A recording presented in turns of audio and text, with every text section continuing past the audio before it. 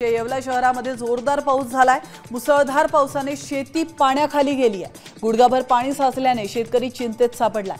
येवला तालुक्यातील पारेगाव, धामणगाव, त्याचप्रमाणे नगरसूल, पिंपरी चिंचोली, अंगणगाव यामध्ये मुसळधार पाऊस झालाय आणि त्यामुळे शेतकऱ्यांवर दुबार पेरणीचं संकट देखील उभं ठाकलंय। येवल्यामध्ये महाराष्ट्र शासनाच्या वतीने मोफत बियाण्यांचं वाटप शिक्षक आमदार किशोर दराडे यांच्या हस्ते करण्यात आले। त्याचप्रमाणे खाद्यतेल गळीत हंगाम कार्यक्रम अंतर्गत भुईमुग बियाण्यांचं देखील वाटप करण्यात आलंय। तर शासनाने कांद्याचे बी देखील उपलब्ध करून हमी भाव देण्याची प्रतिक्रिया शेतकऱ्यांनी व्यक्त केली आहे। नाशिकच्या नांदूर मध्यमेश्वर बस सफारीचं उद्घाटन करण्यात आलंय। या सफारीमध्ये पर्यटकांना माफक दरामध्ये सोयी पुरवण्यात येणार आहेत। एका वेळी 20 पर्यटक या बसमध्ये सफारीचा आनंद घेऊ शकतील। त्याचप्रमाणे पर्यटकांना गैरसोय होऊ नये यासाठी नाशिक वन्यजीव विभागाशी संपर्क साधून सफारी बुक करण्यात येणार।